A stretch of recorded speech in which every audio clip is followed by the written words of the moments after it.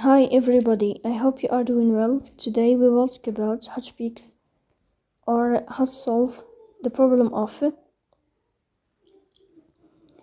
join in server on the application of Microsoft Teams. We click on settings. Here we go to apps, default apps, app settings.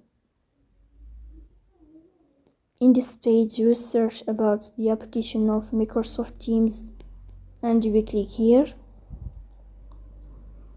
In this page of app info, you will go here to first stop and you will click OK. Then you will enter to storage. Here you will click on clear cache. In the end you will turn off your phone and you will wait a moment to restart your phone again to fix that problem. So please don't forget to support us by like and subscribe. See you next time.